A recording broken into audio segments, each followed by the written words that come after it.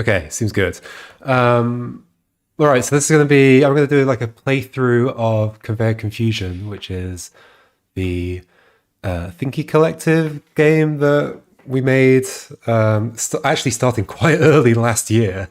I had forgotten it had been that long, but we released it in January or February, beginning of February maybe. This is a collaborative project made by members of the Thinky Puzzle Games Discord. For those who aren't aware of these projects, the way they kind of work is that one person comes up with the premise for the game, like the starting mechanic, and a level, usually just one level, maybe a couple, to demonstrate the mechanic, and then we pass it on to one person in the group that signed up to take part in the project. They make the next level, potentially add new mechanics, maybe like work on the art a little bit, or like add some sound effects and stuff. Then they pass it on to the next person, they add their own level and so on. And so there's like a chain of people it goes through before it ends up being a complete game. And each individual participant in the project only sees what it's like before them and after them. And then they have to wait until the end of the project before they see like what it's actually going to be like at the end, what the release games are like. So this one, Conveyor Confusion, is one that I started. I think so I've got a separate tab up here with this is like, I made this graph afterwards, which is plotting out the progress that the game made over time, like the development of the game. So it seems, I think it started like end of March, early April, maybe 2021. And then, so what you can see here are these like blue and red dots are here's some more context. I'm just going to be making this up as I go along. There are a bunch of previous projects before this one. In fact, I'll go to that tab first. So if you go to thinkycollective.itch.io, you can see all of the Thinky Collective games that have been made, and they've all been made in this way where people pass the game on to the next person and so on. Basically, the structure of that project has changed slightly between each game. And when we got to Ahoist Crate and Indiana Hat and the Temple of Puzz, those two games actually got made together from the same starting mechanic. And part of the reason for that was just because it was starting to take a long time to get through these projects, because like over like 40 people, maybe 50 people were signing up for them, and waiting for the previous person to make a level and then pass to the next one and so on. For 50 people, that takes a long time. So for those two, we split into two groups and made two separate games, but starting from the same mechanic at the beginning. And which is quite an interesting experiment to see like what do you end up with? Do you end up with two similar games or not? And it's quite interesting to see the differences. So initially for Conveyor Confusion, which obviously didn't have a title at the time, but for the mechanic that I made, I was going to do it the same way. There was no plan to do anything fancy, which ended up happening. But it was basically, we split into two groups and purely so that each group would take less time than if we just did it all together as one group. However, during that, so I'll go back to the graph. So the blue and red dots on here are each group, so Group A and Group B, making their levels and adding them into the game, or making their contribution. Not everybody added a level, but you can see like at the beginning, it's quite quick, because typically when you want to add your own level or a new mechanic or whatever, you would need to play through all of the previous levels to make sure that you're not treading the same ground as something else, or not like breaking anybody else's puzzles. So as the game gets bigger and bigger, it takes longer and longer to make an addition. So you can see the graph kind of gets shallower and shallower. But then one thing, so kind of partway through it wasn't too long into the project, but partway through, I had the fun idea of combining the two games into one at the end of it. So another bit of context there is that another thing I wanted to do differently with this project was try and make it like an open world puzzle game type of thing. Like where instead of you complete a level and then it cuts to the next level as a separate thing, you would like walk from one level to the next. I just thought it would be fun to see how people, since you're making a level and then passing on to the next people, like maybe you could set up a thing where you take an object out of your level into the next one, and then whoever designs the next level figures out like how to use that object in their level. I thought it'd be interesting to see how people can like pass resources or whatever between the levels and what would happen with that. So then, yeah, partway through, like probably around like May time last year, I had the idea that I could then actually recombine the two games that people are making into one open world game with both sets of levels in it. And that would be interesting because like one set of levels potentially has like one set of mechanics and the other set has a different set of mechanics depending on what people add. There was definitely just a potential idea though, because actually being able to combine two games together like that depends on them being compatible. Like, what if somebody had changed the rules for some of the objects in one of the games in a way that's not compatible with the other game? And so basically, I just hoped that that wouldn't happen. And it seemed to it ended up working out okay. I'll talk about it a bit more when I get to it. But there was some mechanics that I had to like make some adjustments to make the compatibility between the two games work, which was quite fun just to figure out how to make them work together. And then, so actually at the end of the project, I basically asked 6 people to make levels that include mechanics from both games that were made. So I basically combined them. So after Group A and Group B were done, I combined them into one set of levels, not yet into an open world. It's just all of the levels together, but with the mechanics compatible with each other. And then these 6 people made their levels. And at that time, I started working on, because so this does not, we all of the levels that were made in groups A, B, and the combined group were made with like plain vanilla PuzzleScript, but the actual game that's released with all its open world stuff does not use plain PuzzleScript. And so these green dots here are commits that I made to PuzzleScript, like the PuzzleScript engine, to modify it to be able to do all the open world stuff that we'll see. Okay, that's kind of how the project went. Let's jump in. I'm just gonna like talk about stuff as and when I see it, and hopefully try and remember how to solve the puzzles. Like when I was playing this, like when I was working on this, I had to play these levels a lot. There was no like automated tests or anything, and so I've like 100% of this game a bunch of times, just like almost entirely like from memory, just like pressing keys really fast, and it actually started hurting my wrist. So automated tests are a good idea, otherwise you'll damage your wrist. That's the moral of that story. Okay, first thing, there's a bunch of stuff to talk about already. So I was really happy with the entrance there. Yeah, a lot of the stuff I'm going to end up talking about is kind of like happy accidents that happen during development. But I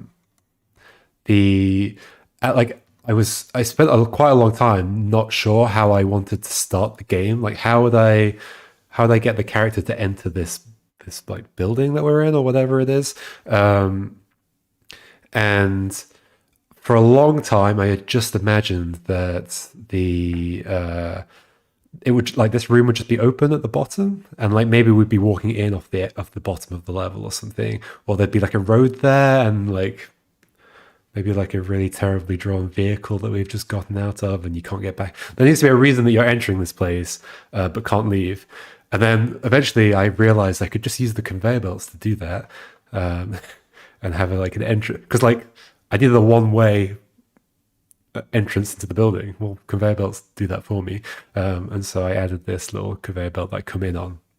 And then to make that work, because okay, if I walk around a bit, like there's smooth camera motion, like the camera follows you around, but when you enter in, to kind of get rid of the illusion that you're actually just starting on a conveyor belt and not actually entering from anywhere, I fixed the camera in this room to be like fixed horizontally but not vertically, so that you don't see where you're coming from. But yeah, the player just starts on the conveyor belt over on the left, just to break the illusion. Then the other, so because the two games were made by like two completely different groups of people and then smushed together, they actually had two visual styles as well. And so part of the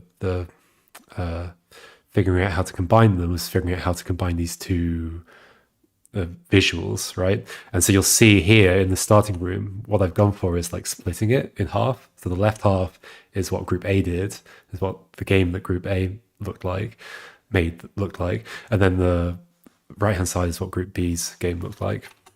So I thought it'd be fun to kind of, especially in this beginning bit of the game that is not part of one or the other, just split it down the middle and show off both visual styles. And then later on, when you get the levels that are for each group, they've only got the visual style of that group. And then one of the things that came out of that is I wanted there to be a sign in this like entrance room that said something like basically just introduce you to the game or the world that you're entering. But because it was like split symmetric like this and it had to be evenly, there was no place I could just put one sign to for the player to read where it wouldn't like be asymmetric. Like I could have put one just on the left here, but then it felt weird not having one on the right. So what I ended up doing is putting two signs in, and then when I put two signs in,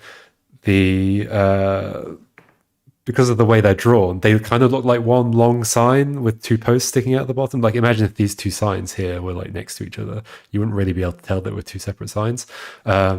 And that made me realize it would be funny to put a message that goes across both of them. And then I was like, oh, it'd be even funnier if they were actually separated from each other and they were still split like that. And so I decided to put a message on these signs that's like split down the middle. Welcome to, it's supposed to, though, so P, note to self, must. Problem with this is that a few people, when they started playing the game, thought the game was broken. So if you're going to do stuff that is kind of clever but kind of looks like the game's broken, maybe don't do it immediately. But I think it worked out reasonably well. You only have to check the other signs to realize what's going on, I think.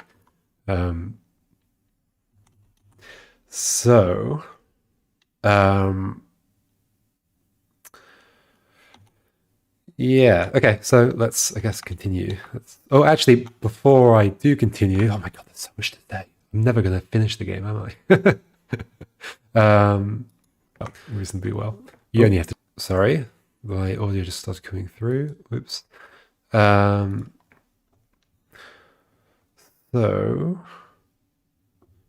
one moment. Okay, so next thing I was going to say is like the layout of this room. So during that last phase of the project, like when I was like doing all these commits, Stephen J. Miller was like helping a lot, like doing a lot of playtesting, also making some extra puzzles. We'll get to those extra puzzles at some point. But also making suggestions about how to assemble the open world into one big thing. And so one of the things that happened here is that I already knew I wanted there to be a secret here to get to, but that I wanted it to feel like, how could I possibly get there? And so I had this, we'll get to it later about how this actually works. Obviously there's going to be spoilers in this playthrough. But there's this whole thing here, like, well, okay, so you start interacting with these conveyor belts for the first time, you realize they push you along. And so therefore, how could you possibly get to this area over to the right? Like with what you know so far, which isn't very much, that's impossible. There's like no way to step off these conveyor belts or anything. And so I think it's fun to like leave those little questions. Like immediately in the first room, there's a little question of like, how could I possibly get to that secret there? And it's, I guess the fun thing about this one in particular is it almost feels like even if you try and imagine what could get you there, it's hard to think what it would be. Like I can see the entirety of this room. Is there something in this room that I can interact with that does anything differently? So yeah, it's a fun little question. Anyway, let's head into this bit.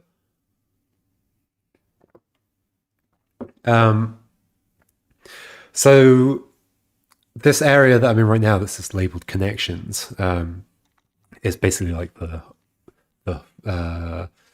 I mean, yeah, it connects all of the areas together basically because there's the A branch and the B branch, and there are bits where you can cross between them.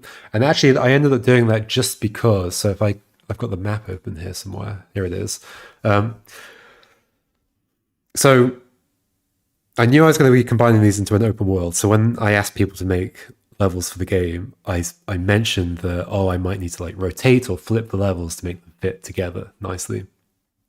That still doesn't give a lot of freedom about how to place them. And basically, I started placing all the puzzles in. So okay, so it's hard to show, but this room here that I've got my cursor over is like the central hub, which we'll get to in a brief moment. And then the A levels come off to the left, and the B levels come off to the right. But as I started placing them, there was just this natural tendency for these levels to want to go downwards, and I couldn't rotate them or flip them in ways to make them go the like other direction. Because ideally, that hub room would have been at the bottom. Although I'm actually glad it didn't end up that way now. Part of the reason it was kind of forced that way as well is this huge level in the bottom left that's like that I think of as the clock. It's meant to look like a clock. This big circle down here. I couldn't flip that upside down for thematic reasons because I had to like maintain the theme that the puzzle designer was going for, and because it was meant to be a clock, you're meant to be entering at the like 12 o'clock or 1 o'clock and go around the clock. So I couldn't flip it. So like levels had to come in from the top, and that just forced everything to kind of go downwards from the hub area. And that led to there just being this area between the A branch, which is this bit here, and the B branch over here, where there just needed to be something. I didn't want to start the game like in the middle of the world. It just felt wrong. And so I added this connections area just to fill in the space. But then the cool side effect of that is that allowed me to create ways of, if you're like halfway through the A branch, there's actually a way out back into the connections area. If you want to go change back to the other branch, whatever. So you can like you can leave a branch. Basically, on both branches, there's 2 exit points that you can get back to the connections area in the middle. Anyway, so we can go and see like where that is. And hopefully, I'm hoping that when people came here, they sort of decided to explore around and just see that they couldn't go this way. Like here we go. So this is like 2/3 of the way through the A branch. But if you get here, there's just nothing you can really do. You just like, fall in this hole and go backwards. Also, another little question that I'm leaving behind, which is like, what's this? There's like something going on up here and some kind of checkerboard pattern. What does that mean? But you can't do anything with it right now. So if you do go exploring, you get a bunch more questions that go unanswered for now. Let's go exploring this way as well. Also, the fact that you see these purple blocks going past as well, that's fun. And that thing, what on earth was that? And potentially you also start to see this pattern as well of like you see this shape here and this shape here. They look kind of similar. What's going on? Pretty neat. Okay, so let's continue heading up. Here's another little question that's left in this connections area is like, how could I possibly exit into this corridor here? It's like, as soon as you get on the conveyor, it's just taking you wherever it takes you. You can't jump off halfway. So how could you possibly get onto that bit? And again, this is another gate that like doesn't let you through into the A branch. I remember finding it quite tricky to come up with the structure for these gates, partly because of the way of like how the reset mechanic works. So I had to implement a custom like reset feature because it's like a branching open world space and you can like go through levels in kind of weird orders. It's quite important that you're able to reset an individual level, like an area, without like resetting any other areas. So I had to implement that as some custom modifications to PuzzleScript because PuzzleScript can't do that built in. Because of that, like I had to figure out how to make gates that would not be possible to break and not be possible to reset through as well. I think, if I remember correctly, there was like there was an old way the reset worked where this gate was needed to be this complicated, but I don't think it actually needs to be anymore. I don't think that block is necessary, but I just kind of left things as they were. But yeah, also if you reset in this area, it resets you to here, this space. So you're on the side that you have access to anyway. The other side is the side that you can unlock it from. Oh, another thing to mention in this area is like, why is it laid out like this, where there's these like little rooms like this where like the conveyor belts kind of go side to side, that they're on this column here and then they're on this column here. There's like one on this column on this side. So there's a very practical reason for that, which is that, so by default, PuzzleScript will just simulate the entire world all at once.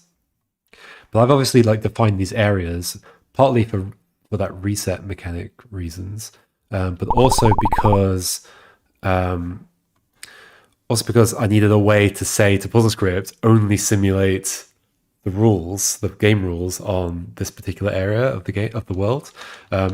So the way it works is that in the code, in fact, I can actually show this. Let's show some code. Source JS Thinky Collective. So there's a folder in here that's got most of like the custom code, sort of. It's got like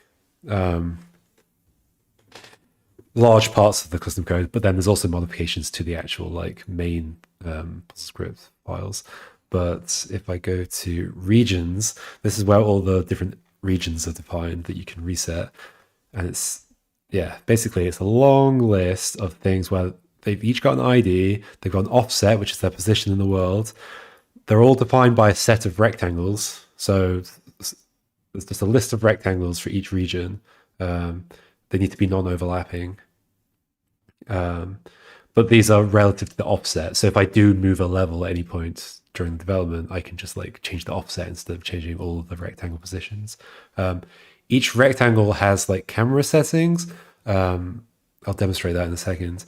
And a zoom level if the camera needs to zoom out and so on, and all that stuff. And where does it say? So by default, I think it simulates 3 spaces outside of the level that you're in. But then there's an extra property I can provide in this, which is simulation bounds adjustment, which is to change the size of the region that it's simulating.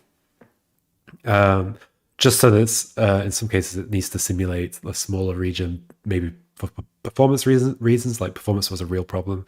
It really shouldn't have been. Like, there's no reason this game should perform slow. But JavaScript, yeah. I mean, not just JavaScript. Like, it's definitely possible this could be faster in JavaScript as well. But also just the way that PuzzleScript is implemented as well. It's not really designed for this. But yeah, so I can adjust the bounds of where it's going to simulate the rules. And so, okay, so the reason these areas are like this, where the walls like come in and the conveyor belts change, is to limit the effect that the player can have. Because at first I had these conveyor belts just continue straight forwards, right? No wall in the way, the conveyor belts continued. But that region, if I included that entire region as one big region, it was too slow. Like when PuzzleScript was running the rules on it was really, really slow. And so you could just think, well, then just split that into multiple regions. Why are the walls necessary? Well, if the walls weren't there and you somehow got a block here and pushed it along these conveyor belts, you could push the block so that it extends outside. So it maybe pushes another block so it goes outside of the simulated region, and then that causes all sort of like buggy behavior to happen, because now suddenly something's moved outside of the space that's actually being simulated. And I think what would end up happening is that object would just end up disappearing, or sometimes objects would like fall through the floor. But yeah, so basically the walls have been put in to block things from going out of the simulation bounds, and keep the regions relatively small. Anyway, I guess I haven't looked this way. What's over here? Just another gate and some more purple stuff. And more of those checkerboard patterns. Anyway, let's do the first level. Oh, I've modified this version to show who the author of each level was. So JumbleTheCircle made level 1. And okay, so while I made the first level in terms of during development, it was the first level that existed. People added levels before mine, which is why mine isn't the first one here. And we'll get to mine in a second. Okay, so Jumble's teaching multi-push there, which is nice. Like, I'm immediately forced to learn that I can push multiple blocks at the same time, and that blocks can exist on this level that I'm on. In fact, it's not even necessarily clear right now that the conveyor belts and these blocks are the same thing ultimately, but that hopefully becomes clearer later on. And there's just a way out. It's like pretty simple if you don't do anything else. However, I've of course ignored this thing. So this is how the secrets in the game are implemented. Or like, yeah, like a lot of the puzzles have like multiple ways of solving them, and there's like a harder way, which allows you to eventually gain access to a secret, and this is how that's done. I ended up deciding on this mechanism. So this is basically a button in a hole. So if you go into it, the wires next to it light up, which I think is a fun little visual. I'm hoping that when people encounter this for the first time, though, they don't really know what's going on there. It's just like, I don't get this. I have to like, if I drop down there, I'm stuck, and I have to undo out of it. So what's the point? But yeah, if you do realize what it's about, or maybe realize later and come back, you can figure out you can push these in a certain way to get this block out there and push it into there, and then that's pressed permanently. Why? Who knows? It gets explained later. And the reason I ended up setting it up like that, where there's these buttons that eventually unlock a secret, is purely because, like, I definitely didn't have that plan at the beginning, but people started making levels where there were multiple exits, and I should have really expected that, considering I was like, oh, let's make an open world game together. But then I realized, okay, so one of the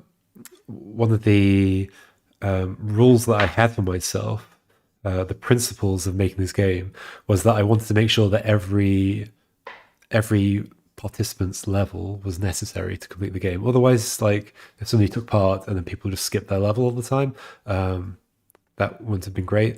Like the previous games, you had to play through everybody's levels to finish the game properly.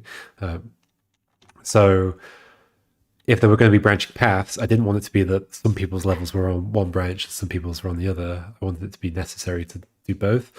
So basically, in most cases, whenever somebody had branching paths, I picked which one was like the hard, or often they had noted down which one was like the harder exit to reach, and I used that to place one of these buttons in, and then that led to the way the secrets get unlocked. That's how that happened. Basically, everything's a happy accident. Here we go. We've got a level from Patrick, which is teaching. Yeah, it's very nicely teaching the kind of the fact that there's like height in this game, and how that's important for like pushing blocks away from walls. So in this case, we have to like drop down behind that block and push it over here. And then it also, I like this little aspect of it as well, which is that so you can push that down and you're like, okay, so I need to get across that bit on the right, push these both over, but now I can't get up there anymore. That's a nice little setup. So you're forced to like do what feels unintuitive and take them back out, split them up, put them over here.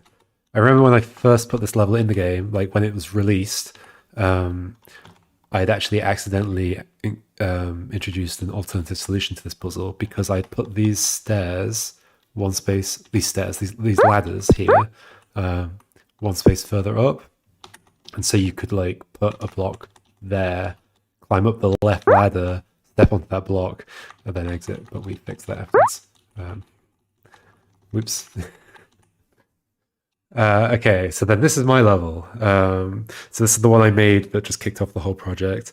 So I made the mechanic with the conveyor belt and the like multiple levels and the ladders, and then made this level. And then that's kind of how I kicked the entire thing off. I just passed that to the next person. So yeah, for my level, I just thought it'd be fun to have a situation where the exit's over there and there's a block to step on, but that block is a conveyor belt, and so therefore you can't just walk across. You have to go and get another one, and you have to use that conveyor belt to help you get that other block.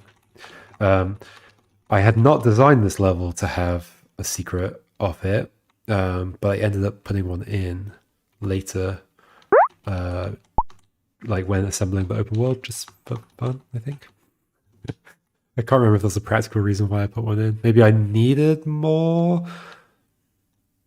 Like there was a time when I was like aiming for a certain number of secrets, and I was putting them in to like to make sure I had that many. But then that ended up being not that necessary. But anyway, okay, so this is how this level works. Apparently, this level is quite difficult for being so early in the game. So I apologize. What am I doing? That needs to go there. And so to get to the secret, this needs to go here. Otherwise, you can just ignore that. You can just like put it over here or whatever, and then walk off this way, and you can get to the next bit. But undo that. You go down there. Cross over this way. Now we're in Blookerstein's level. This is a fun one, teaching you that like you can get stuck in an infinite loop. Hopefully that's not too loud. It actually might be. I might turn that down a little bit. There we go. And then you've got to figure out how to get past this. I have noticed when seeing other people's playthroughs of this that sometimes people get a bit confused about what the way forward is here, and they assume that like there's no way past this at all. And part of the problem, I think, is that I had actually thought about this a lot, trying to make sure that the ladders are always very clear. This is something that I remember being talked about with Steven Sausage Roll, is that the ladders always, there's never like ladders behind stuff. The ladders are always very visible, so you know where they are, and you know that you can climb up them. This is one that I think slipped by. Yeah, that ladder's not particularly visible. I didn't mind it for like going back to this room over here. I didn't mind it for the ladders that are for like exiting a level, because like that's not the primary way forward. So if you need to climb a ladder backwards to get back out, I thought that was okay, especially because you can see them. But here I don't think I made it visible enough, because I think I did rotate this level. I think, I'm not totally sure. But also everybody that made the levels, the game was 2D at that time. There wasn't this like 3D effect going on. In fact, here's like an old version of the game. So this is like what these levels looked like when they were 2D. There was no like pseudo 3D effect going on. And so I guess it was hard to know what it would look like when I 3Dified it, which I did in the last like stages of the project. Anyway, that's gonna go there, except I'm not gonna do that now. I'm gonna actually go over here, take this block back out into my level onto this one to cross over here, and then there's another secret here. Ta-da! Neat. Okay, and then this is potentially also confusing for this like stage of the game, but this is the first time, if you've done that secret, that you have to use the reset to be able to progress, because that block is now used out there.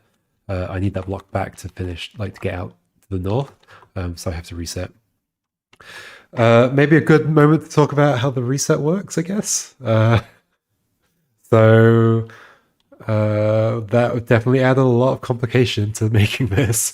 But like I wanted it to be part of the game that you would be able to take stuff, between levels. And so I knew when I decided that I was going to have to do something fancy for the reset.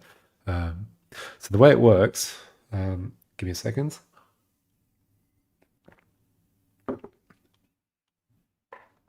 The way the reset works is that any objects taken out of a level start getting tracked. So that block that I put down there, it's from this level. As soon as I pushed it out, in fact, I'll do it again. As soon as I do this, as soon as it goes into that space, it starts being a tracked object, and there's a list of tracked objects. And okay, so I had to make a modification to like the PuzzleScript syntax to help with this. Let me try and find it. Oh, it won't be in this version. It'll be in the like final version. Source. Is it here or is it one level up? I think it's one level up. Game.ps. So let me try and find like I think it was an @ symbol that I used. Yeah, okay. So I added something to the syntax of PuzzleScript, which is this @ symbol, which is a way of saying, because PuzzleScript doesn't keep track of like which object's which, it just like replaces objects with other objects, or it moves them from, it doesn't even like necessarily move them from one space to the other, it just like removes them from one space and puts a new one in the other space. And so I added the syntax for tracking them. And so this is the falling behavior. If there's a conveyor belt above and there's no upstairs, there's no platform below it, then it becomes a belt below. Like basically this is a belt falling down to the lower level. And I've got an @ symbol there and an @ symbol there, which means that that object, if that's a tracked object, that will now be that tracked object. to keep track of which one's which. Then so that means when back to the main game, when I push this out here, this starts getting tracked. I push it further, it falls down. That rule happens where there's the @ symbol in it for it to fall. And the @ symbol makes it realize that, the fallen block is the one that was above, so that it needs to be tracked. The fallen block now needs to be tracked. And basically the tracker information contains like the position of the block, what kind of block it is, and which level it came from. So that means whenever the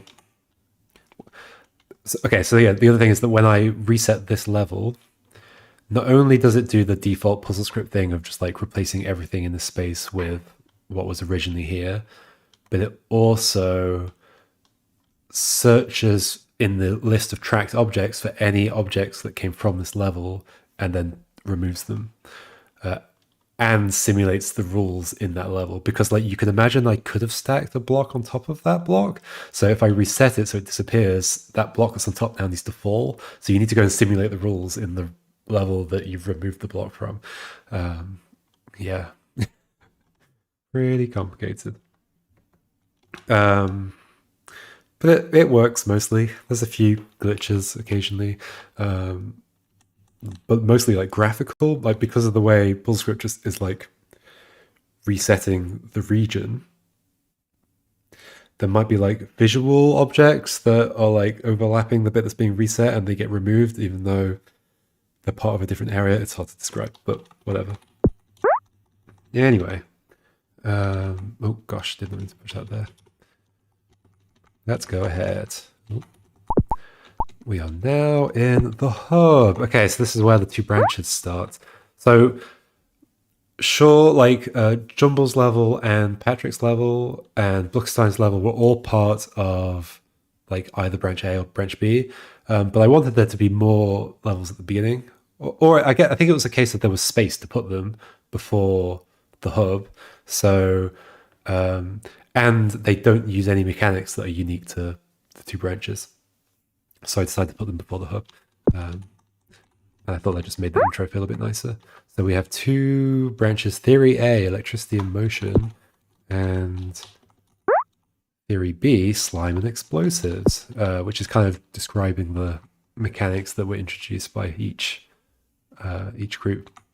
And there's also a way forwards where you'll end up at Jack Lance's level, level AB1. And so this is where this leads into the ending, like towards the ending of the game.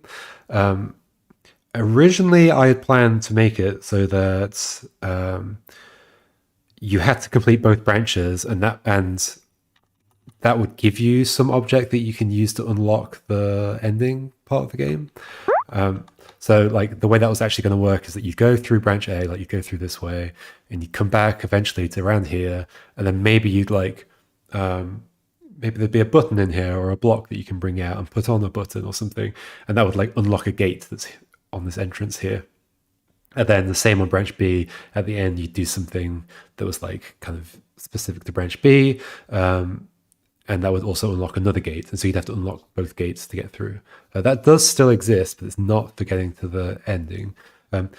So Jack ended up convincing me that it was a good idea. I mean, I love the idea anyway, and I definitely had thought about it, but I was concerned about the idea. Basically, the idea that we could have a level that people just won't be able to solve without having done the other branches. Like I love like gated, like when you gate progress with knowledge like this. My concern was that people might be able to figure it out and skip everybody else's levels. There's that whole principle of like not letting people skip past other people's contributions.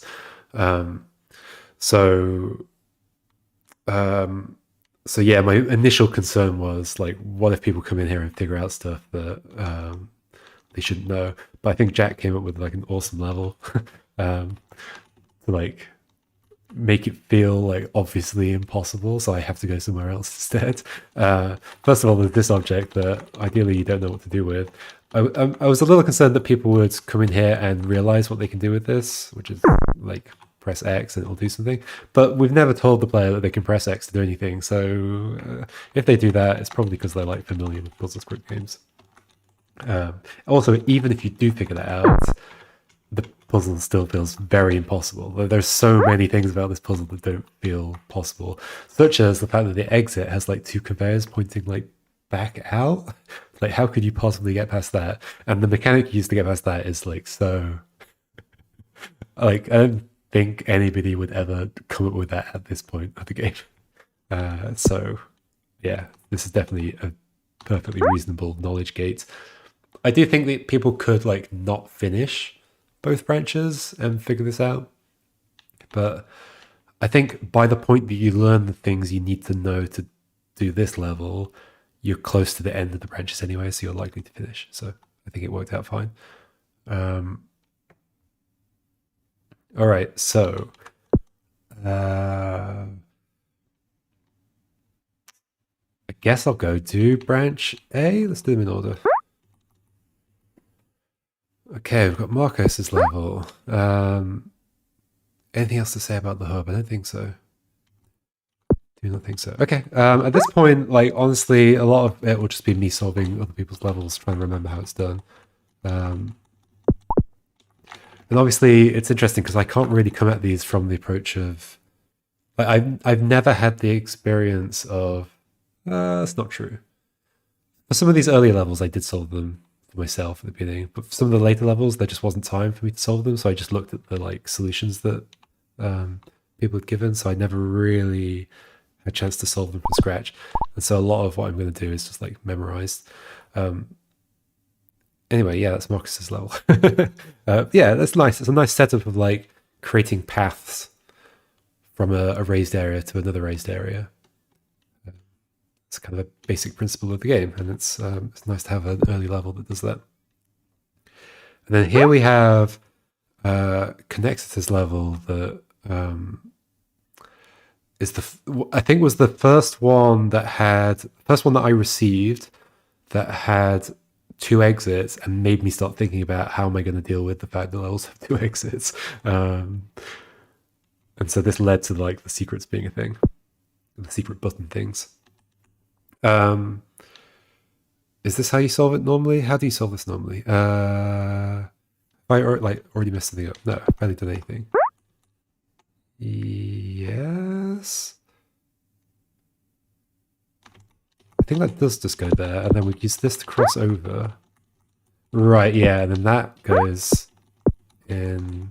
Like, we can ignore that block now, that goes there. And we can now go here, and out this way. I remember a couple of people being confused by like this. This is just a wall. It's the same stuff as on the outside. But I can see how it kind of looks like it's more important in some way. So maybe could have done with a level with like a bigger interior wall than that or something. I don't know. I think because it's like a 1x1 thing that makes it look particularly important. Or like different. Anyway, so if I continue on, there's more levels, but instead I am going to try and get to the secret. I don't remember how it's done. So I definitely don't put that in there, otherwise I can't get something to the left. So I remember it involves bringing something from Marcus's level. That's another thing that people... I think some people aren't a huge fan of games where you can bring stuff between levels because it makes the possibility space quite large. However, I put a lot of effort into making sure that it was clear when it would be possible, or like relatively clear when it's possible to bring stuff between levels. Like if let me go back to where I just was when this was solved. Like here, there's this corner here, right? And like with I guess a moment of thought about this corner, you'll realize that the reason there's a corner there is to stop stuff from going between. And so I've put that or something similar between a lot of the levels, unless like there's supposed to be something is taken between them. It might not always be true. And there's one secret later on in the game that's definitely playing with the idea of a corner not being traversable, which was fun, but yeah. Okay, what do? I think I bring you through. Do I do it now or do I do it later? I think I should have done it later. Okay, so if I remember correctly, I want these two to be like down here, but maybe I need you as well. I think I do.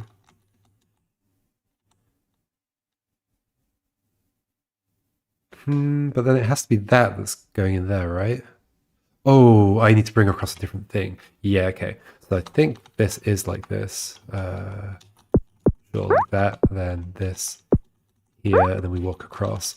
Then let me reset this. I think we need 2 downs and a left to make the path. And then we bring the left with us.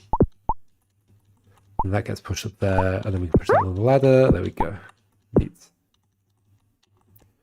I also noticed like each secret button has its own reset region as well, so that if you like reset this level for whatever reason, you're not resetting your progress on the secrets. Woo, okay. And then we resolve this to go forwards. Okay.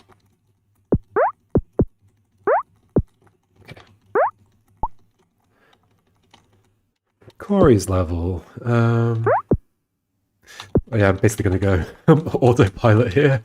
I can remember this. I do love the setup of the level though. Like the idea that, yeah, it's teaching that you can get a block away from the wall.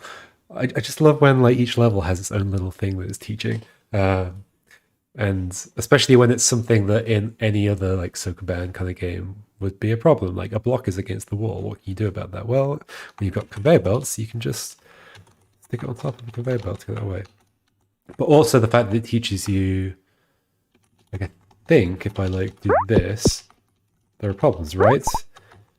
I can get it away from the wall, but then I can't get like behind it on the left, and it's also against this platform here. So I still can't get that anywhere that I need it, which is a cool little trick. So instead, you have to use both of these to get it even further away from the wall. And then it can go in there, and we can cross over. Neat. Oh yeah, I didn't mention this. So purely for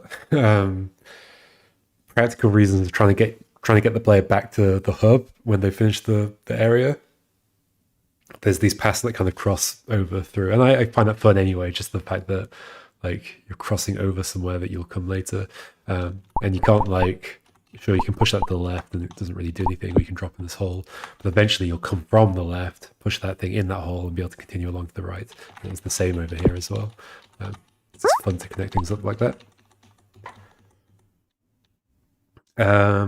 Okay, this is a cool level. How does it work? I have to...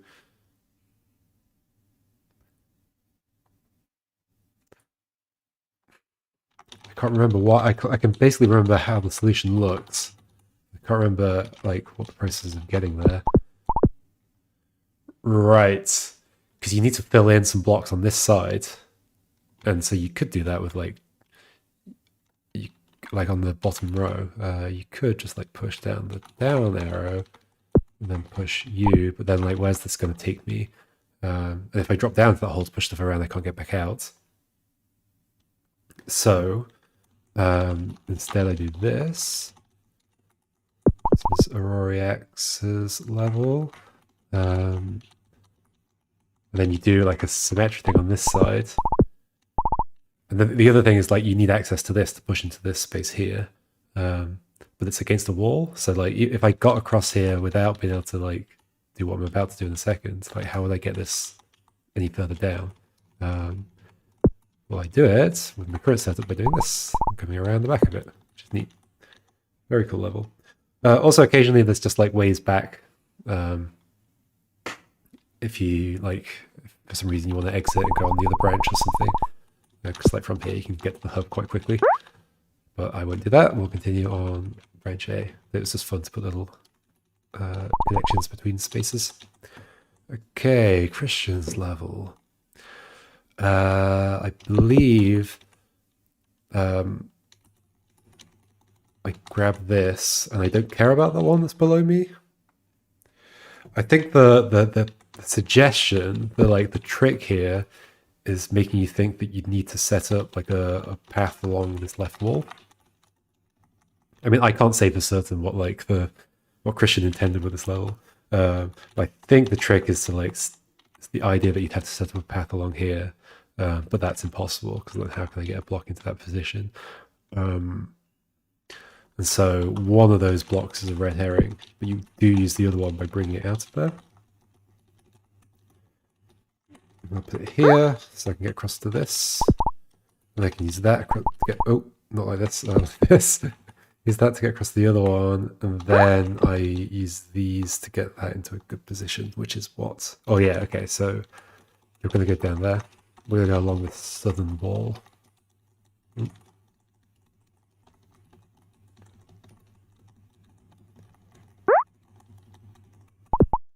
we can cross over here. Neat. Ah, the clock level. This level caused me problems. Not really. I think I worried about this level more than the problems it actually caused. Well, so I definitely was concerned that it's such a big level that there were going to be performance issues, and would I be able to zoom the camera out and everything still be okay? Because this is the maximum that the camera zooms out in the entire game. Maybe interesting to talk about the zoom and the camera motion. So PuzzleScript doesn't have camera motion like this by default. The way PuzzleScript works, if you make a level and do click screen or zoom screen, is that the rendering, the camera is updated when the game is updated. So every step causes a camera update, and in some cases that just doesn't. A move doesn't make the camera move, so it doesn't really do anything. But basically, the rendering is tied to gameplay updates in default PuzzleScript. Whereas that's not the case here, right? I'm doing one move here, but we're getting 60 frames a second of camera motion. So I had to split apart the game update and the camera. So the camera's running 60 frames a second. Well, it's using that request animation frame function, which in most browsers is 60 frames per second. And that runs separately to the game update. And what it's doing is there's an off-screen canvas that I'm rendering the camera view to. And that off-screen canvas is always large enough to have the most zoomed out camera view on it. So there's an off-screen canvas that's this large, effectively, because this is the most zoomed out the camera ever goes. And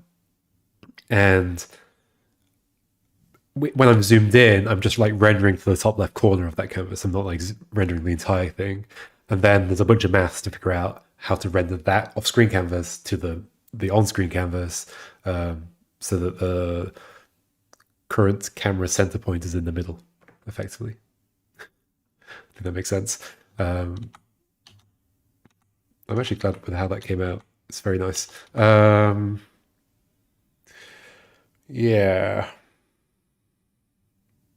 For every region, the camera by default centers on the center of the region. So it takes all of the rectangles that make up the region and finds the midpoint and it centers there. So when I was showing the region data earlier, let me find that again. It's in here, source, JavaScript, Thinky Collective. But the camera code is in camera.js. Well, not the rendering code. This is like camera motion and like transitioning camera to certain places and so on. But in the region data, I mentioned earlier that each rectangle, so here's a region, and it contains two rectangles. This region is made up of two rectangles, and each rectangle can have a camera property, which defines how the camera will behave if you don't want the default behavior of centering on the center of the region. And so you can see I've used that. Like most levels have like a couple of main regions in the middle, or main rectangles in the middle, where it's just the default behavior of centering. But then at the edge, so you'll see when I step down into this area here, the camera sort of comes with me a little bit. That'll be, let me find this level in here. Kristian, here we go. So there's one rectangle where it's the default behavior, and then these rectangles where it says camera pull vertical. That just means the camera's going to pull a fraction of the distance that the player is away from the region, so that there's a kind of smooth gradient as you move from one region to the other, rather than just like snapping the whole way. What does the secondary do? Oh yeah, secondary true makes it not contribute to the calculation of where the center of the region is. So the center of this region is just the center of that rectangle. Yep. Anyway, that's camera motion. And so, yeah, this is the one that's most zoomed out. And so this uses the full off-screen canvas size. Anyway, yeah, this level. So, Zomulgustar, I'm not sure how to pronounce the username, wanted to make a level that was like structured like a clock, where you would exit at each point of the clock and then enter in at the next one. And we had to like have quite a bit of discussion before making this level. Like most people just made the levels completely independently of talking to me and then just like sent them to the next person. But for this one, there was quite a lot of discussion about how's this going to work, and is it going to work with like the way I'm going to implement reset and so on. Fortunately, it ended up being fine. It was quite a difficult level in terms of arranging the overworld. This added a lot of constraint to where I could place other stuff, so I had to like, because like all the other levels now have to connect to this in specific places, but it ended up working out. So actually, the fun thing about this is that I think people come into this level and go, "Oh my god, I can't do this! Like this looks way too complicated." But actually, there's like nothing much to this if you just want to progress in the main game. The only place you can get to is here, and then you're into the next level, 8.7. And then you come into the next one, and it's also easy to get to the next level, and so on. You just go around this clock. So the complexity here is like not really a puzzle, except if you want to try and get that secret that's in the middle, which is quite fun. So I wonder what the experience. I have not experienced what it's like to come across this and be overwhelmed with it, and then go, oh, actually, there's not really much to this. I'm just like walking around the outside. It's kind of interesting. Maybe a bit of whiplash. Anyway, so we're only staying in the clock level for a second, and now we're going to C hertz, whatever. This is a really cool level. I think a lot of people have said that they really like this one. And this is the first time that we're encountering one of those gates that goes back through into the connections area. So in fact, let's unlock that gate right now. And now we're back here. So if we want to go back to the hub, we can go up that way. Or if we had access to the other regions, we could go that way, but we don't right now, because those gates are locked off. But yeah, we've opened that up. Neat. Okay, so I'll do the proper solve for this, and I'll talk a little bit about one thing that happened with this level. Oh god, the proper solve for this. I remember what it looks like. I want you to be there. I guess it's interesting to talk about what the deduction here has to be. So with this exit here, I need to go this way. Any of these conveyors except that one would be a problem. That one would send me down into the hole, that one would send me right into the hole, that one would send me back up, but I want to go left. So I need that left conveyor. But that's against the top edge of this platform, so how do I bring it down? And so the whole thing is about making a structure that allows you to do that, and it's quite a fun little thing. It's quite a tight space, so I remember it's easy to get stuff stuck. What's the best way of doing this? Like maybe bringing you down across. Oh gosh, didn't fall off.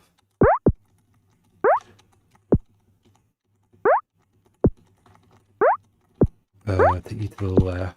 I'm going to also bring you to the right to keep you separated from that. You're going to go there. You're going to go up. You're going to go there. You're going to go there. I think we're good.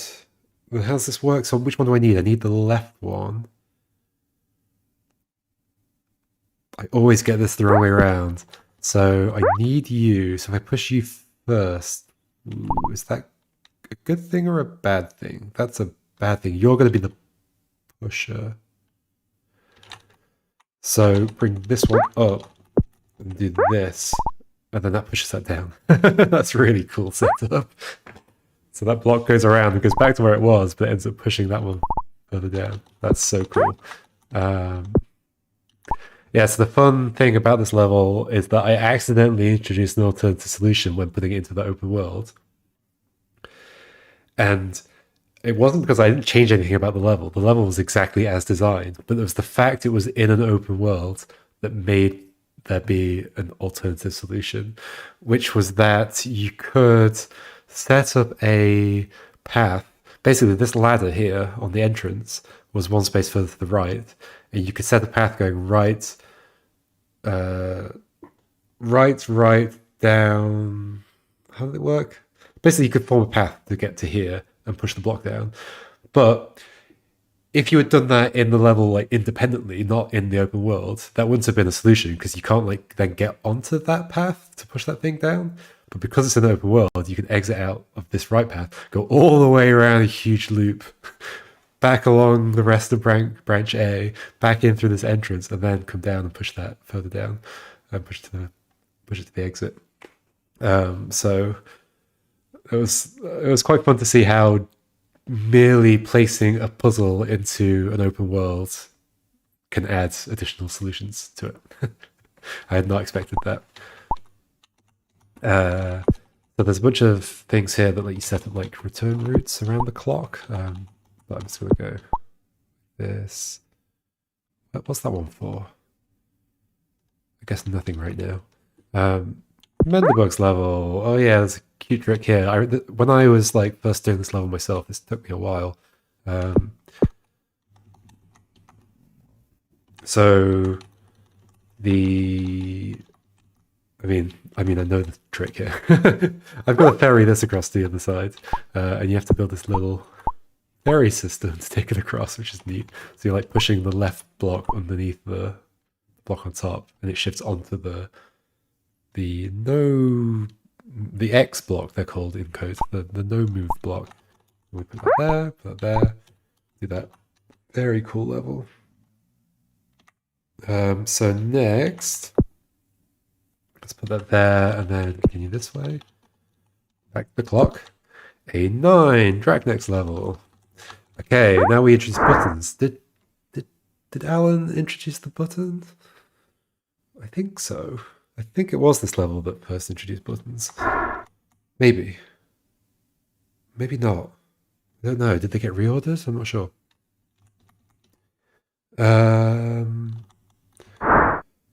So, what's the setup here? The setup is that I need to go and get that block over there, but if I do anything like this, things are bad. Although, are things that bad if I do it like this? Like, what ultimately ends up happening if I bring you across? No, this works out. Okay, I think it's a slightly different how I would normally solve it. But then you have to lift one back up.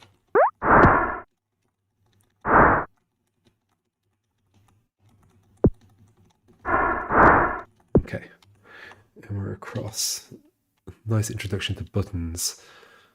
And then we have one here that's a very small little level. But the problem here is like I want to go up.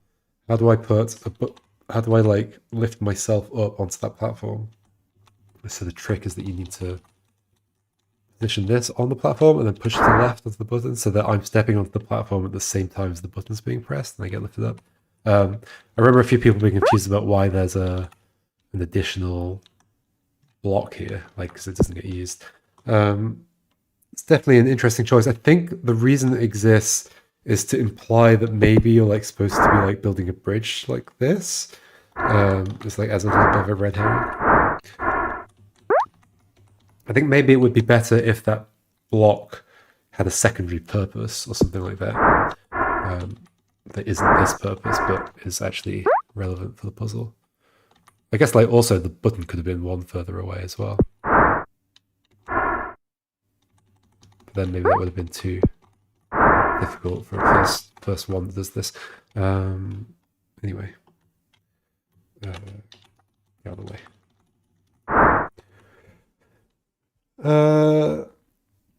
This is one of the few levels that's not traversable forwards after finishing it. That's fine because the clock's here, so you can always just like go.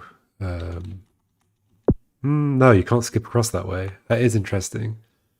So you have to resolve that level if you're coming back through. Yeah, forgotten that. Okay, what am I doing? I think that's for later. Okay, KirraLuan's level.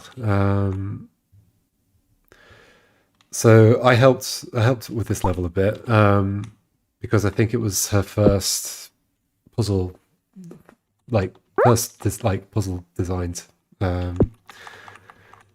and so I offered to help out. In fact, when we started the project, we sent out a thing saying if anybody needs assistance, we can pair people up. But I ended up just helping out with this one. And basically it visually changed a fair bit, but I felt like the core of it stayed quite similar. Like the core thing that's intended here is that you need to like find a way of bridging across to this platform to get over to this right-hand side. And that was always there. The problem that the level had at first was that there were like way too many conveyor belts, and you could just like there were loads of alternative paths that you could form from the left side to the right hand side, and so I just like helped kind of reduce the number of possibilities until like the intended thing was forced. And I think I can't remember exactly what it was like, but yeah. Okay, so how does it actually work? So I think we have to bring that out. Right, okay, so yeah, one of the interesting things here is that this looks like it's set up to force you to like push that onto that button and you have no choice. But it's actually bad to do that. So what you actually want to do, have I messed this up already? No. How does this work? Oh, I just bring this down, of course. I put it into that corner, and that allows me to skip around the side of that block. So I don't have to press that button yet. Oh, do I need you set up? I think I do. Bring you across the top part. Then, obviously that one that's pointing left is stuck now, but you can go there. Yeah, this is it. You go there. And now I put that on that button, they can cross over this way. Neat. This is just checking that it's solved. I quite like there's a ladder right next to the exit, but without a block there, you can't leave. ClickMazes level. When I saw this level first time, I was like, this level is so incredibly ClickMazes. The only thing that ended up changing about this when placing it into the world was adding this bit to the exit, which allows it to be retraversed afterwards. So I did that for some levels, but not others. I think I just decided based on how complicated it was to redo the level, whether it was important to make it retraversable. This one is like quite a lot of work to get the solution set up, so it made sense to have like once you've solved it once, there's a way through without resolving it. Okay, how does this work? I have to like knock down, I think, this bottom one first. Is that true? Or the top one? What do I have? I have down, down, down, right. Yeah, okay, so I think what I'm doing is... Oh gosh, don't push stuff against the wall or I'm not getting it back. You're going there. This is going to be an incredibly inefficient way of doing this. Oh, you go there. You go there. Then you lift me up. Okay. So we're using that trick that we used on that in that level over here again, which is nice. So now we've got you, and we use that to get the other one. Because now we've got 2 right belts. And we need a down as well. We also need to take you off there for now. So we need a down there. Right. Right. And then we need one to push onto the button. Any will do. You push that down. Okay. Now we form a full pair. Let's do the bottom first. So you go there, I think. Oh gosh, not there. There. You go there. That gets those out of the way. Gives me more space to maneuver.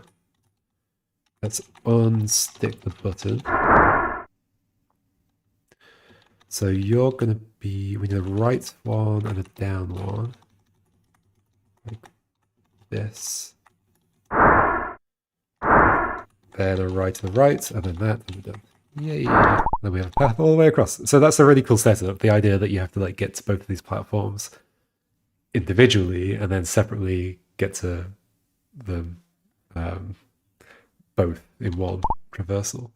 Very neat. So yeah, this setup where I've got this like lock at the end means that, because obviously right now if I came back into here and there wasn't this ladder here, I would have to redo this, or I'd have to at least redo some of it. I'd have to reset up this top bit to lift me back up again. And it can be a bit awkward with like the way things are positioned and they get stuck next to each other. So I added this ladder in to make it easy to get through again afterwards. Especially because there's a secret that involves doing that. And now we're at the second gate. Yeah, it goes back into the connections area. Woohoo. Again, we still don't know how this bit works. Like, how can I possibly get into that area? Nobody knows. Okay. Pancelor's level? Pancelor? I've forgotten. I remember asking how it's pronounced, but I've forgotten. Pancelor, I think. This is cute. So this is one where there's 2 buttons connected to it. Like an elevator at the end, but it's effectively acting as a gate. Like I need that to be down to leave. I've already messed up though. So to even get out of the first area, I'm going to have to put something on the button so I can leave across here. So then ultimately, like the setup of the level is that I need to lower that elevator so I can leave. But to do that, I have to remove that from that button. And then how do I get out of here? So that's about how do I leave this space. And the way we do that is by recovering you. We lift that up, bring you over to the left. Yeah, we can drop you now, put you on that elevator, lift you up, bring you across, and then the way the ladders are arranged here allows me to do this, get you further to the right. There. I'm remembering stuff. Okay, so now I've managed to release the button and get out of that top right area. And you go off the button and we can go through. Hooray. Don't think we had any complications for that level, no. Okay, Norgg's level. So this one introduces a new aspect of the mechanics, which is pretty fun. I remember having some problems with it. What was the problem I had with this level? like in arranging it into the open world or something. I don't remember. I felt like there was some complication with this, but I don't know. Anyway, so the thing that this is teaching I remember pretty well is like, okay, so to get out of here, I'm going to need... In fact, this is kind of interesting. I hadn't even thought about this, but you have to look quite far ahead to see what you're even trying to do here. Like, I can just leave. But through here, you've got this, but you need another one to go any further forwards. And in theory, you could bring the right arrow. You can't bring that right arrow out, right? Hopefully it's not broken. I don't think you can. Because that would solve it as well. I think you'd still have to do the trick, even if that is possible. I don't think that's possible. Anyway, so the trick that we are doing here is we're putting these two on top of each other and then pressing the button, which can't lift the elevator anymore because there's two blocks on top of it. I guess like that's interesting because if I were making this as though like a full 3D game, I would allow this. I would allow the elevator to lift up and the two blocks would both go up. The like PuzzleScript is like one of the main reasons there's only 2 levels here. So it's interesting to like work within that constraint and say, oh, that constraint's actually like mechanically how this works. Like maybe there's like a ceiling above us that we can't see, or maybe it's just like too heavy. I'm not sure how people interpret that. But yeah, you can't lift up 2 objects at the same time. But because the button is pressed, this elevator will lift up after I've gotten off here. I can take it this way. Neat. Cool. And we've got another secret here, which I guess I'm going to try and solve now. This level's difficult. The slows level. Can I remember what to do? I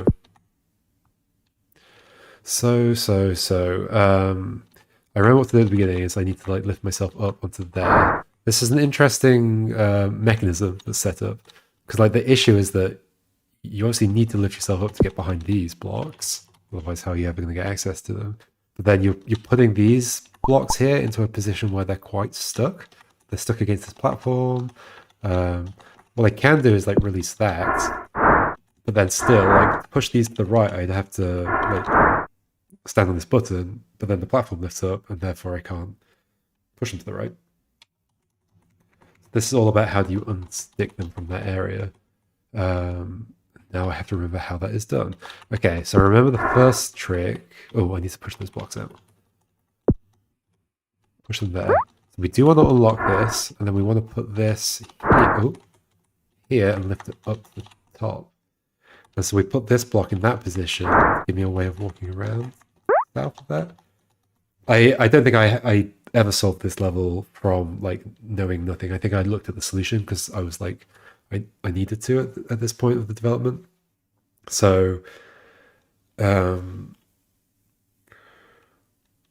yeah, so I don't know what it's like to solve this like deductively, only like from repeating what the solution showed me. Okay, so I think I'm like almost there in terms of like the main solution. But there's like the secret. How does that work?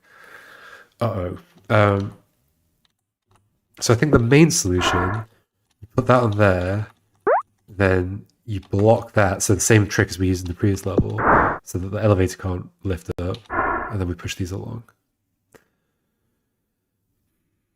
How does the secret work? So we have to get down to for the secret, we have to take a right arrow out the bottom here to put into this space here, I believe. So we have to lift one up.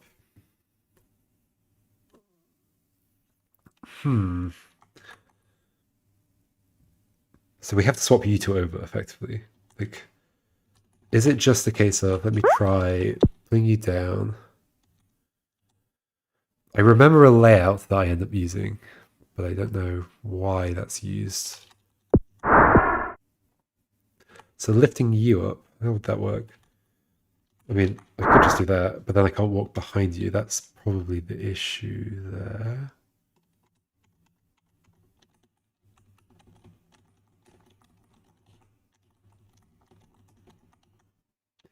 I remember a layout, and I'm just going to go and do that layout because I remember it being part of it. Something like that, and then I need that down arrow. Well, I might be doing this too early.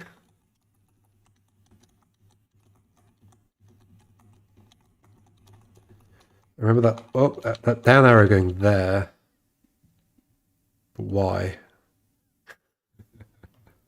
Uh-oh, I'm like trying to solve the puzzle by remembering part of it.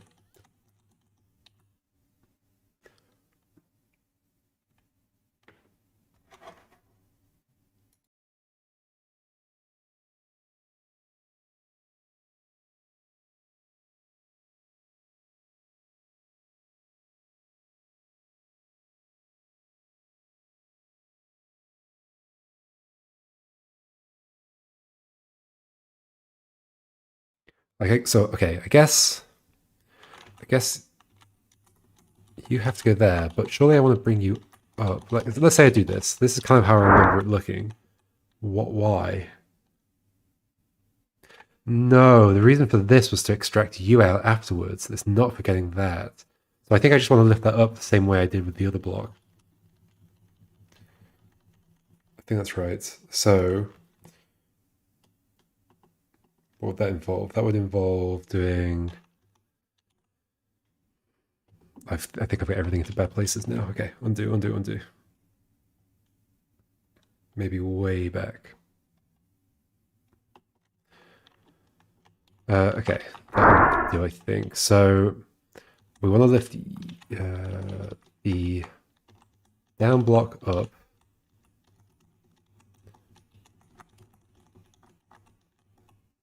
But we need to put some blocks behind it, and we need one of these there. Okay, so what am I going to do? What am I going to do? I'm going to put these there, this there. Right, okay. Go up this way. Then we can release this the same as before. Wait, no, I want the right block up. Oops, I've got back into the same situation as before.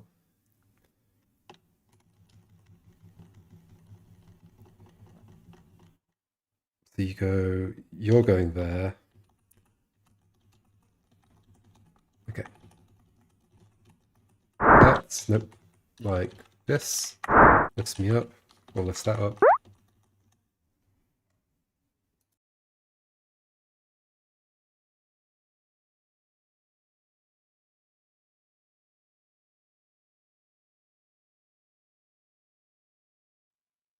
And then do I do the next thing?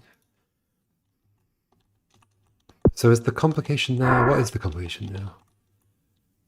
Well, so I can block that from coming up by doing this. Why is it not just this? Oh, because I don't want that to drop down.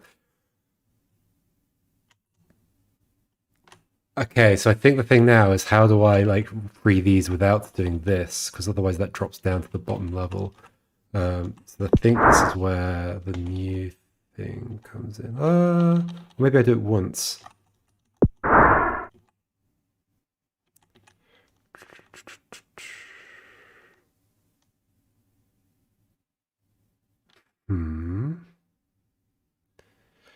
No, because then I can't get that blank one to this position.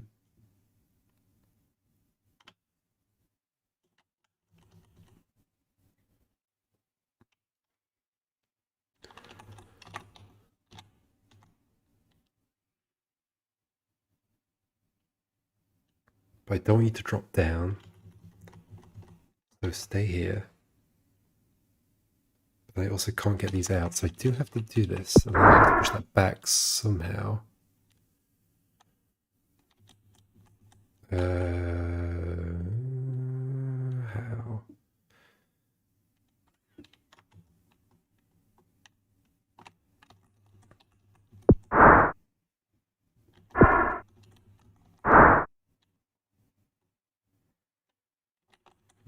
If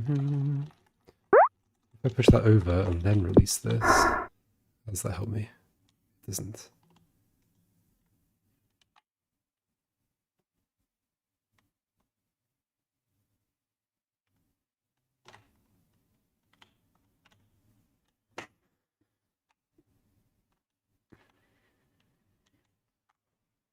How do I get these free? If I put that there, I can do this, sure, but then how do I not drop you to the ground? I can do that. Oh. Oh. No, I don't want to push you on there, do I? That'd be terrible.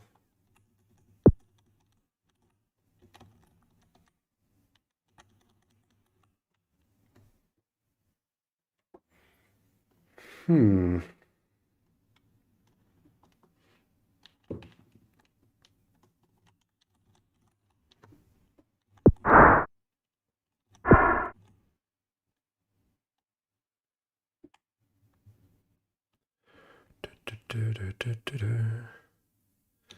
that pattern that I know that I do at the end, at some point, what's that used for? Going into the space and pushing to the right, I think. I do not want you to drop down.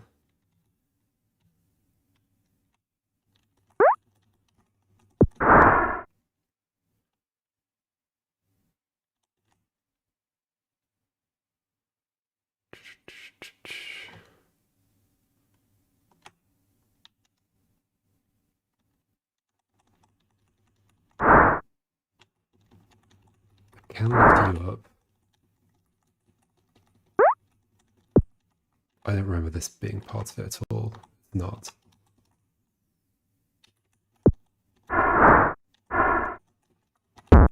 Ow. I forgot that happens. I got crushed by the block on top. Let's have a look from the start. So that went there. That lifted me up.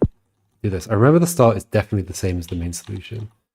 I've got these separated. I can then release that. I can lift you up, and I can get behind you by doing this. That's definitely how it starts. And I've got you. Now I want to swap them. Is it to do with the order of these? Can I swap the order somehow? I'll do that. Move you over. I want to lift you up instead. That's not going to lift you up.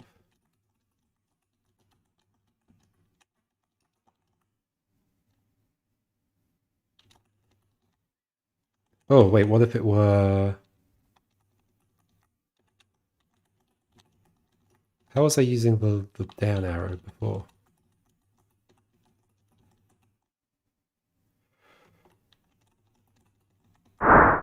Oh, right. Okay. No. This is how I lifted them up already.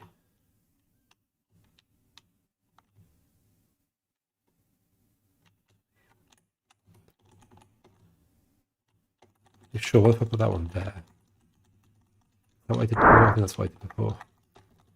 And bring this up to the top.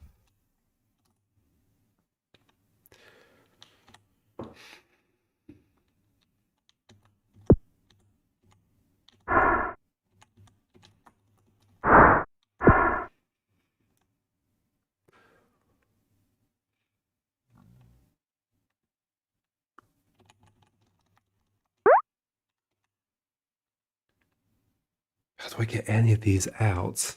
I can't remember this puzzle at all.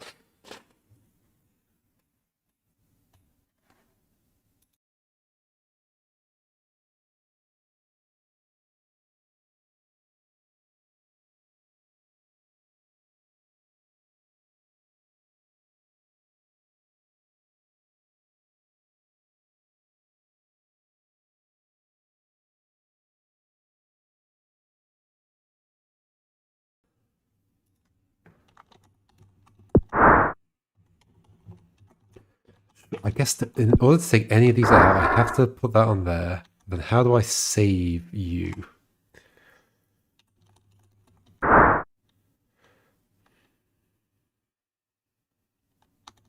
What am I missing here?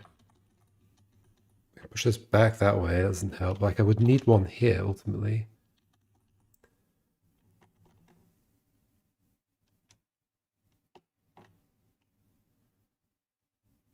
I can't push those to the right. And there's no way I could have swapped this one over, right?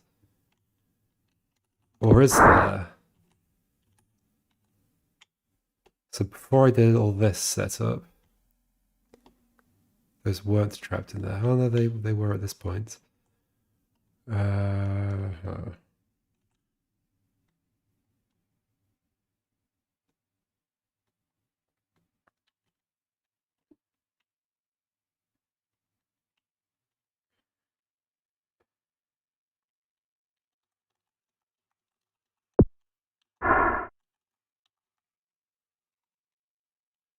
How do I keep you up there? Maybe I don't. Hold on, let me do the thing again where I... hold on. Nope. Do it again. Oh yeah, so you go back up there. You go down. You go there. You go up to that.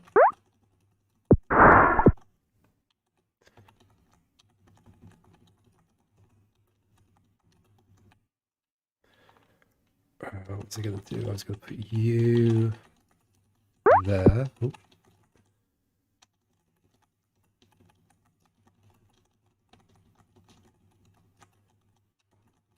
You there. You there. Okay, I need to remind myself what this setup achieves. Let me get behind here and push that way, I guess.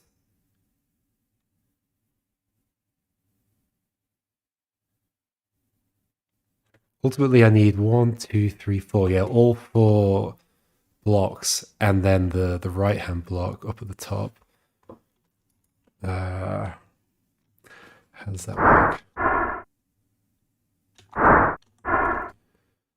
But right now, without one further up, I can't do anything with the setup I've got right now.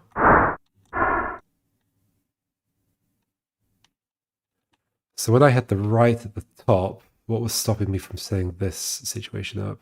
The fact that there were 3 along that top wall. Wait, it's not solvable from here, is it? Got those. I'd have to lift another one up. How would that work? I just have to put another one in this position. I have to rescue it again. So let's go back to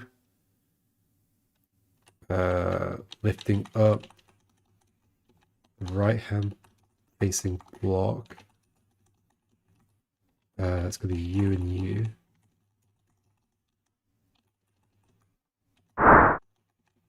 Oh, this lets me get behind. Yeah, no, I've already done this.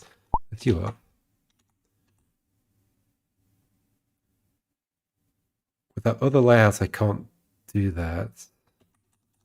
Put you on there, but then you're going to fall. You are going to fall. I don't think I want you to.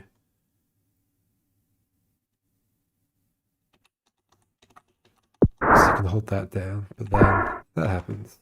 Unless that were further over to the left, but I feel like I'm missing something really small. Put that back to the left again. I'm going to look at the solution soon, because the point of this is not to solve every puzzle again.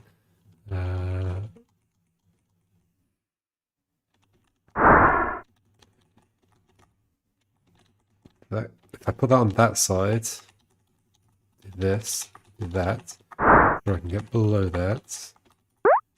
I've done the wrong thing. Whoops. I keep forgetting which one I actually need. Let's go around. I need you here. Need you here.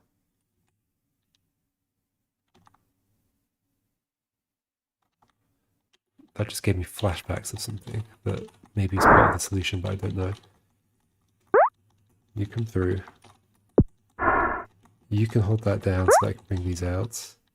But only for one turn.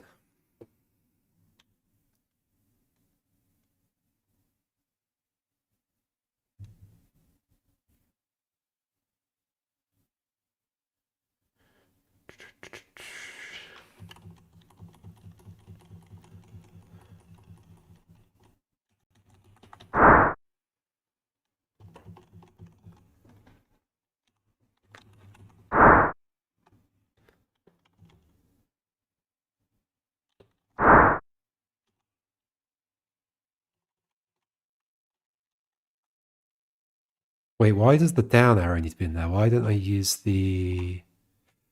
No, I can't put the down arrow there, because then I'll fall this way.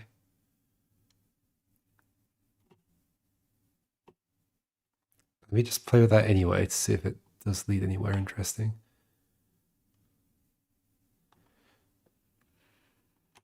Okay, down arrow, you come back out. You go there. With there. Now that being there doesn't help.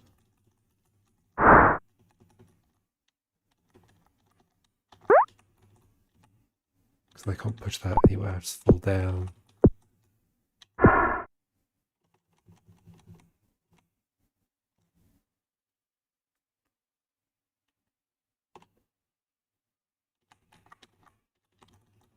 That also doesn't help. Why would that help? It wouldn't. Ooh, this puzzle.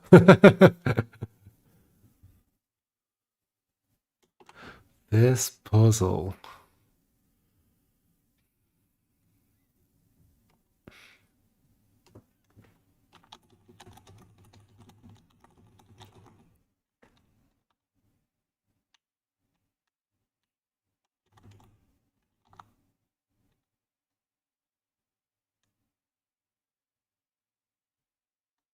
I can't see another arrangement that lets me lift that up.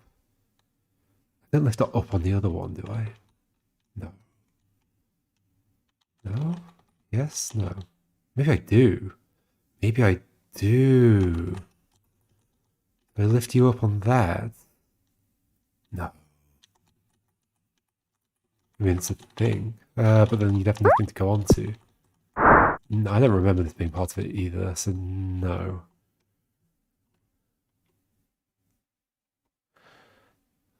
Is there potentially some other route? Like, I don't actually need all these separate like this. I just want to lift you up. Oh, no, I'm quite stuck. Go there. Go there. You need to get lifted up. So that's there. That's the minimum I need to lift you up. I guess I don't even need all of those. I can just do this. Was I overcomplicating it? Is this more open? Yeah, sure it is, because I can just do that. Okay. I think I was just overcomplicating it. Now most of this is free, and I can get this out of here by doing the other layouts, I think, is how this works. So, you go there, you go there. Oh, you're here. I think I've got it. I think I've got it. Go along this path, bring that out. Then use these to block that. I've freed that block on the left. Hooray, I'm definitely done now. Okay. What should I do? I should bring this. That did not do anything. It's quite hard to arrange stuff in this space. Let's bring you all the way down. You can go. Let's not. Let's do it with the other one. Do that. Okay, all the way down.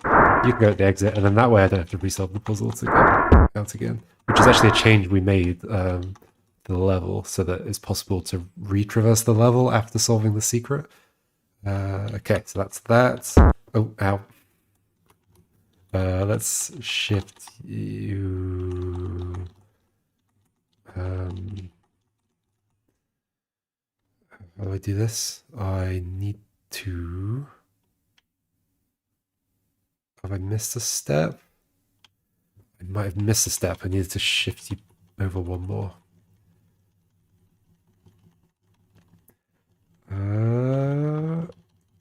Go up. You go one more like that. Okay. Then you're going to go at the bottom. You're going to go after that. I need to bring you around this way. I need a way through afterwards, which is the other problem here. Because I've made the bridge, but I can't get to the other side. So one of you needs to be like up here. Put you in from that side. Cool. Yay! Woohoo! I push you down. You go across. You go to there. You go there. Oh yeah, I forgot to mention this bit. This silly bit. I think Norgg thought all the levels had to be the same size, maybe? Or I don't know. And so originally this was like next to this like weird maze bit was next to this level. Oh yeah, this level used to be rotated. And yeah, it was basically next to it, but it was like part of the same room, kind of, part of the same level. And it was just, I just liked that it was so silly and like unnecessary. It's just like, hey, we jump on here and it sends us around. It doesn't really do anything for the puzzle, but whatever. And so I kept it in and put it over here, made it part of this. Anyway, yay, we've done that. Wowie, that's a difficult puzzle. Okay, now we're back to the clock. We go this way, we have a way back. We ignore this block and we go in here. Neat. Okay, so now we get introduced to these, what are called inflatable walls, or just inflatable in the code. Obviously right now, oh, you'll notice there's no name on this level. It's because this is one of the extra ones that I added. And I added it because the level that introduces these has like a lot going on visually, and I kind of wanted there to be a simpler one. I think there was also like space to fill in, so I was like, I might as well do a simpler version of the level if I can. So, yeah, so basically it's an elevator that goes sideways instead. It comes out of the wall. So you can use it to push that block out, and I can use it to walk across as well. And then I do what? Oh, I put this into that same space, let it drop down, push it out, and I've got both of them, and I can press both of these down. There we go. Go across. And then we're over to clementsparrow's level, which did introduce the inflatables. This is the level that not only like was, I mean, yeah, I guess I've already mentioned it. This is the first level that had inflatables in it, and it was the one that introduced the mechanic in the first place. And okay, so this was an interesting one as well. This is quite complicated. So this level is set up to have 3 exits, depending on what you do. And then some of them were conditional on like, oh, you can get to this exit if you bring a block in from this other way. And basically I couldn't fit that in a very neat way with like levels being off on every exit. So I decided to make 2 of the exits be secrets, but then there was like a complication around how do I make it so that to get to one of the secrets you need to have like there needs to, I can't remember the exact situation, but this crate here, this block here that gets brought out here, to access that you need to push that block into there, so you need to have completed the level the normal way first to get access to that block, which lets you get to one of these other 2 exits. I don't remember which one's which. And then the other thing is that these 2 can only be solved in the like separately from each other, because there's an inflatable wall here that needs to be out. But if that's out, then this one's out, which stops you from climbing up onto this one, and vice versa. So they have to be solved separately. Oh, which is connected to this button up here. So this one can be solved without going this way, I guess. I don't remember all of the logistics of this. Then once that button's on there, that helps you get to this secret, like believe is how this works. Now I have to remember how that's done. Oh no. Okay, so. Should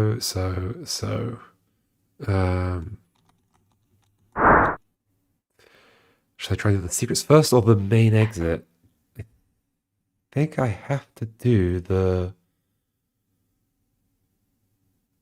I don't need a block to get to this first secret, right? Or do I? If I did, then the thing would be out. Although I could technically reset that, but I'm pretty sure this doesn't involve resetting other regions. No, I think this is doable without resetting. But how? Okay, so crossing over to that bit.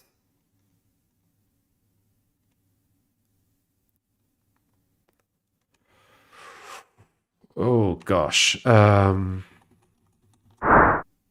lets me across to there. If I can get around. If I put this here. I can bring that out. At this point though, that's stuck, isn't it? So I probably needed to read that as I was going. Or I've pushed that down.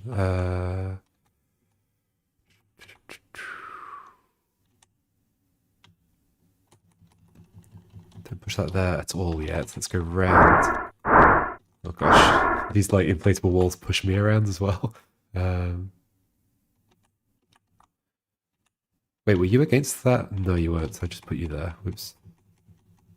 I think. When did I put you there? Oh, okay, I did that. Right, see. Do this. You two can both be there. I'm gonna push this down. No, I'm not. What I'm gonna do is push these both up. That needs to come back away again. I don't quite remember how this is done, but I'm gonna figure it out, I think. Okay, now those are all free.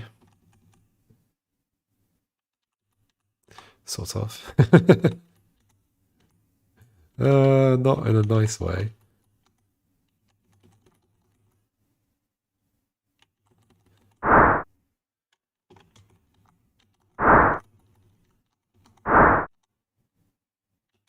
I can't remember if I remember one goes in that position at some point for one of the secrets, but it might be the other secret. Probably is the other secret. Basically, I just need one more block here now. And it needs to be in the space below. Or is this the one? Ooh, there's one where I do that. No, that's to get to the bottom, right? Yeah, that's to get to the bottom, maybe. Yeah, okay. So could I have set this up? Could I have put you there, and then, yeah, just put this there, right? And then go, I've blocked that off already. Okay. Do this. Oh, no, I don't care that no, I do care that I've blocked that off. Okay, I think I put one here. Okay. Before doing that, let's put you there and go around this way. Nothing's going to get stuck. You're going to go there. Then you're going to come down, go in that position. Are you? Maybe I'll just put you there for now. Do this. Come around. That gets pushed to the left. Yep, I think I've done it. Yay! Neat. Okay, so that's one of the secrets done. For the next secret, I need to solve the level in the normal way. So much going on in this. You can see why I had to like add an introductory inflatable thing. There is going to be one there, and there's going to be one here as well. And I need a way back through, so I think what I do here is put one of these this side so I can come back through this way. Because if that's not there, I get pushed down and I can't make my way back around that corridor. Then I think I can do this. Bring you up. I guess I want you to get pushed up at the last moment. So where does everything else have to go? If I did this, I guess I need the other block. So we did this, push that down, but then I can't get through. Oh, but I can just push that back to the right. Yes, this is done, right? If I can get this into position. Can I get this into position? There. That's not where it needs to go. There. Okay. Across. Hooray. Okay. Now this has given me access to this. I guess I'll reset this one first. And then we can bring this through. Not immediately. If I remember correctly, this bottom secret requires me to 2 at the bottom. For whatever reason. Maybe.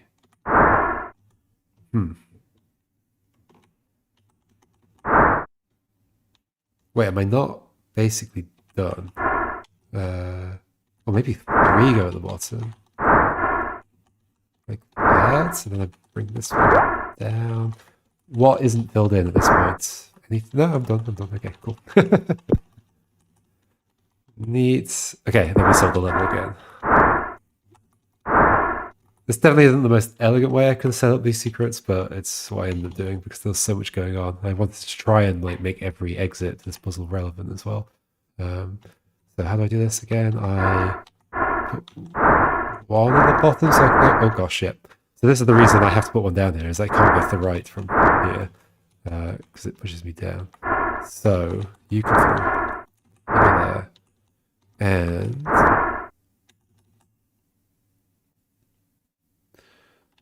these 2 are both going to come over. So you this, go there. We do this. I'm going to put you back in position.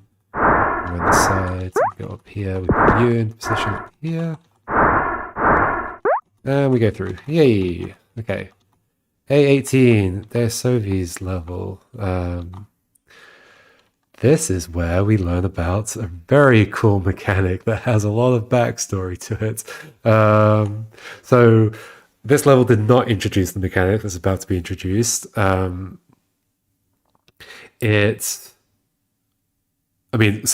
obviously in the final game, this is the level that introduces it, but it's not the level that Deusovi didn't make the mechanic. It was actually made by Pedro PSI, who made an upcoming level, and it was Pedro's idea, and I encouraged it, which was probably a mistake. But no, it's like an excellent mechanic. I love it. But it made things very, very complicated. Yeah. So yeah, Pedro made a level that introduced it at first, but I personally thought that the level was way too complicated to both be way too complicated to introduce the mechanic, because you kind of have to stumble upon it. So I remember like asking Deusovi specifically to try and make a level that would introduce this mechanic by like forcing the player to accidentally stumble into it. So this is what the result of that was. I was expecting something simpler, honestly, like to teach it, something that was like very much like, well, there's like only one thing to do here. I'm going to do that, and suddenly the mechanic happens. But I think this works. It seems to have worked on everybody that's played the game so far. So the way this is set up is to make you think, oh, okay, so I need to get over to that button, and then from that button I need to be able to walk to the exit. So what I need, obviously, is a way across here. So that's going to have to go into that position. So the only ladder here is this one in the bottom left corner. And once the button's pressed, I can't go up the ladder again because it'll be blocked off here. So then the right one would have to go here, and this one would have to go here, right? So when these platforms all lift up, when I press this button, I'll have a way out. And so if you do that, those 2 blocks at the top get pushed together and fuse into one, and they do this little animation. I made the animation to become a neutral block, because I guess the interesting thing here is you've got to then go Wait, so that makes a neutral block. What happens if I combine two arrows that aren't in the opposite directions? And then, hopefully with a bit of experimentation. Oh, also there's the camera shake as well. That's something I added towards the end, just to give it a bit more feeling. So what we want is to combine that and that. Let's just experiment with that now. And that gives you a diagonal, diagonal block, which was easily the most horrendously complicated thing to implement. So what happened here is that Pedro added the fusion mechanic, but only implemented it for orthogonal directions. No, like cancelling out. I think only implemented it for cancelling out, and if they were the same direction, just making the same direction as a result. I think hoping that somebody, like one of the next participants, would like make the rest of it the combinations, which didn't end up happening. I ended up implementing the diagonal mechanic, and it's understandable why nobody else did, because it's horrendously complicated. Let's find the source code for the diagonals. It's so unbelievably complicated. PuzzleScript cannot do diagonal stuff very neatly. Where is it? Out here, game.ps. So, I mean, the game itself is already quite complicated. It's like 6,000 lines or whatever, 7,000. Where does the diagonal stuff start? Just down here, I think. Initial causes for motion, diagonal motion here. And then diagonal motion pushes adjacent objects. What's with the highlighting here? That's weird. Oh, PS. It thinks it's a PostScript file and it's doing PostScript syntax highlighting. Anyway. So diagonal stuff here. Where's the main diagonal stuff? I mean, it's all here. Diagonal case 3, diagonal case 1, diagonal case 2. Basically, to do diagonal stuff, you have to propagate stuff like horizontally and then vertically into the diagonal position. But I need to do a thing like check, am I even able to move a block diagonally? Like, what if there's something in its way? So I first send markers diagonally to go and check if there's something there, and then they send their result back the opposite direction diagonally, back to where it was. And then depending on like the particular setup of like what's adjacent to the diagonally moving block, it figures out whether it can move or not. Like diagonal case 1, orthogonal motion blocked in both orthogonal directions. Okay, I didn't need to repeat orthogonal there. So block movement. Diagonal case 2, orthogonal motion in one direction, so slide in that direction. Right, so if a diagonal block is trying to move, if a block is trying to move diagonally, or the player is, or whatever, and they're blocked on one side, they'll slide along that wall. If they're blocked on both sides, they'll not move. If they're not blocked on either side, they'll move diagonally. But you got to realize that also involves checking, like, what if the thing that I'm moving into is a block that can be pushed? I then have to go and find out if that can be moved diagonally, and so on and so forth. Yeah, that was complicated. Anyway, so let's actually solve this properly. I'm probably going to stop in a moment once we get to the end of this section. So what am I doing? It's this up here, make the diagonal motion. That there. This one here. This one here. Make diagonal motion. That takes me across to that block, and I can cross here. Neat. But yeah, that was a lot of work. Crychair's level. So this one has a setup for merging blocks, but then I guess the joke is that you don't actually use it. I think if you do use it, there's no way of solving the level as far as I know. So if I remember correctly, we want to... Oh, one of these just goes down here, I think, like here. And then that goes there, and then these two we have to push onto that button together. if I'm remembering correctly. I am not. I put those two the wrong way around. Okay, so it's the blank block that goes up there. Okay, you come here. Oh gosh, that traps me. So the blank block, if I can get access to it, is there, and these two go in together. I think that's correct. Cross behind here. Yep. Cool. All right, and that's actually the end of the clock level. And now there's a full loop. I can go all the way around the clock. Sort of. No, I can't. Wait, it's supposed to be possible, right? I guess I can go around the other direction if I had set up this in the right place and that one in the right place.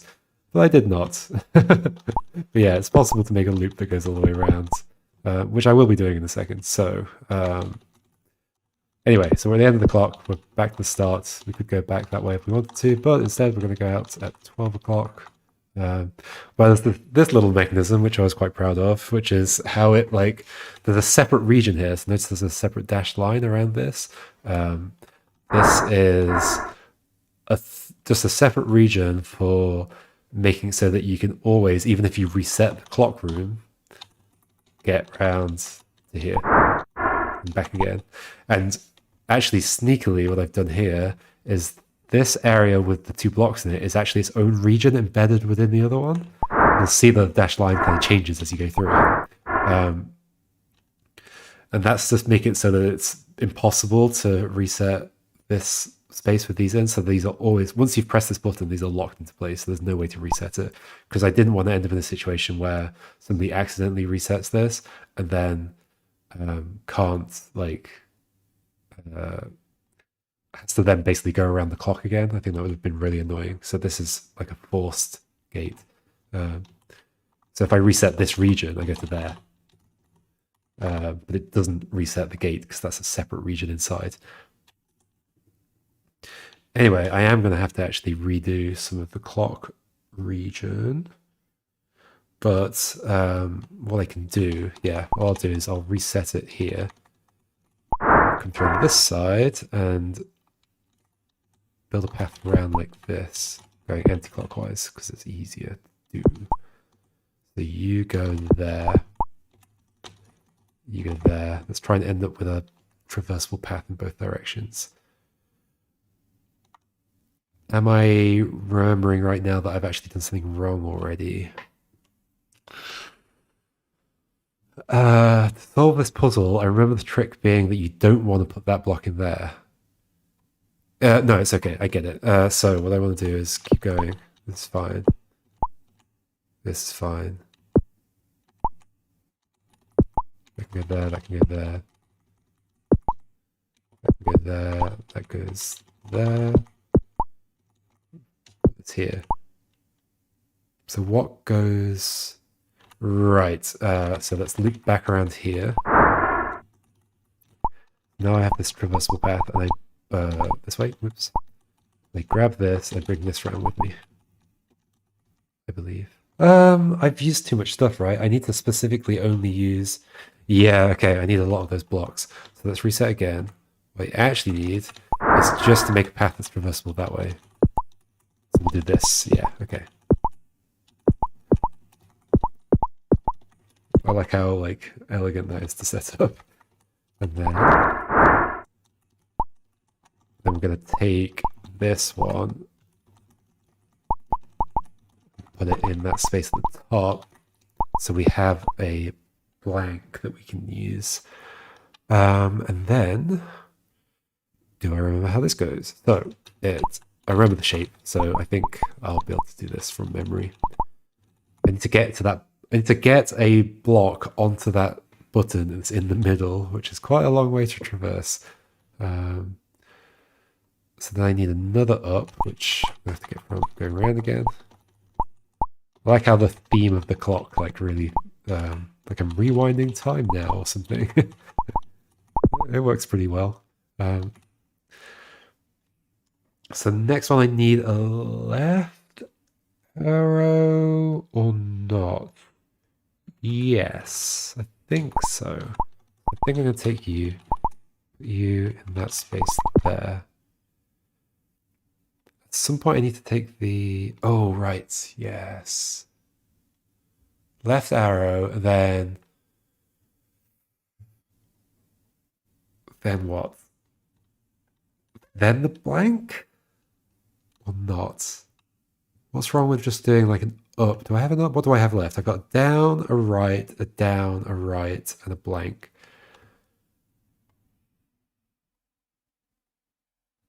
Oh, the problem is I need some way back out. Maybe I've done this wrong already. Maybe the blank goes... Okay, I think the blank goes there. Let's try that. Nope, lost focus. Blank. It's going to go here. I think there's a couple of ways of solving this.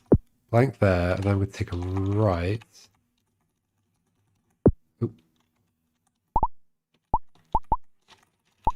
That round. I think the solutions are quite similar to each other though, so... You're going to go there. Another right? Yeah, and then a down, and the down goes into the hole. I think this is going to work. So, bring you with me. Go there. Go here. Oop. That goes there.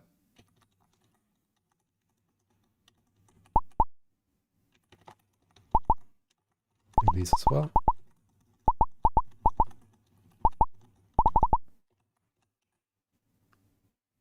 That goes there. Okay, then the next one goes in the hole. And I have a way back out. I think I'm good now. Yep. Yep. And then way out. And we press the secret button. Cool. Ooh. Now, more fusion. Oh, so this... Okay, so Pedro's level was the next one.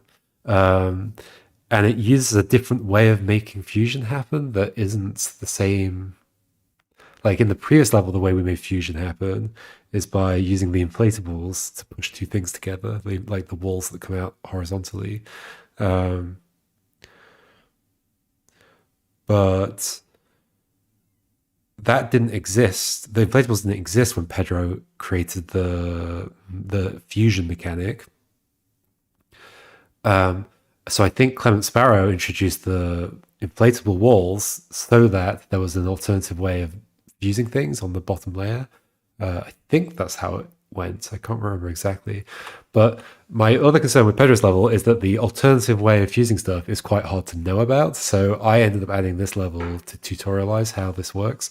So it's quite a simple setup. This is the hole up there, and then when I get there, and there's a button that pushes things to the right and pushes things to the left. So what you're going to set up is first push to the right, put these two on here. And what's going to happen is when I press this button, these are going to shift to the left. These two up arrows are going to be under the blocks. They're going to move up simultaneously and move into the same space just because they're pushed into the same space by the conveyor belts, and they'll merge and then fall. I love that like screen shake and sound effects. It's really cool. And little animation. All right, then we've got Pedro's level. So this is the one that actually introduced the mechanic. And you basically have to set up that same thing happening, but using all of these blocks, which, yeah, personally I thought was certainly too complicated to discover the fusion mechanic in this level, which is how it was originally. I also think it's probably quite difficult to discover that you can fuse in the air by having two conveyor belts push two blocks into the same position. So I think I'm definitely glad that we added those other puzzles to tutorialize things. Okay, so that sure, I think that's fine. And then we want something like no, we want a down arrow and the left arrow. You're going to go there. And then we're going to have... Where's the other down arrow? Oh, it's here. Standing next to it. Where's the left arrow? Oh, okay, I've done the wrong thing. I've done the wrong thing. Yeah, okay. So that thing that I've put there's the wrong one. I want to fuse two blocks that make... Yeah, okay. That make a neutral, like a non-moving block. It's going to be a left and a right. It's going to be the two that are now up at the top. So you're going to go on there. This left is going to go here. These are held in position against these two like little walls in the middle. You're going to go up there. You're going to go there. This is going to go in the middle so that I can move both these sets at the same time. This is so complicated. And then I'm going to push this left, so similar to the previous level, put two up arrows under them at the same time. They move simultaneously into the space there. And that's that. And that's the end of branch A, which ends with this funky little machinery that I added. So I basically wanted the end of the branches to have something that felt like a satisfying conclusion. This is partially inspired by the ends of the branches in Solace 128.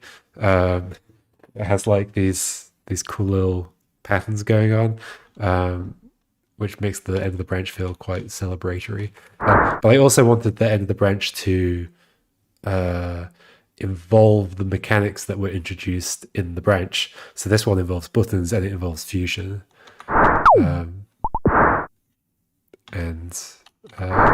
It basically just puts the block on that button at the top. And there's this weird symbol. What's that symbol mean? Who knows? And then finally, we're on this path that crosses back over the levels we were on earlier. We saw that earlier, but we weren't able to go through it because it was blocked off. And we're back at the hub. Why did we do all that? Who knows? And still, we probably don't know how to solve this level, although we now maybe know how to get past these two things because we've learned something that would help us do that. I.e. having a diagonal there would help us get past them. But it's still a question of how do we make a diagonal here? Like what does all this other stuff mean? Why are these purple? What's this thing? What's this thing? How do they help us make a diagonal? For that we'll have to do the other branch, but I'm going to stop streaming now and do a second part of this at some point. Yeah, so the second part, I guess I'll go through branch B and the ending. I can probably do both of those because I've done a lot of the like talking about the stuff that's common to the entire game. So now it's just a matter of like going through talking about the layout and the design of some of the puzzles in these sections. Oh, there's some good secrets in branch B I've just remembered that are very interesting to talk about. And there's some pretty complicated puzzles in the last section of the game as well. So yeah, all right, next time I'll continue with Theory B, Slime and Explosives, and talk about some of that stuff. Great. Thanks for watching. See you next time. Goodbye.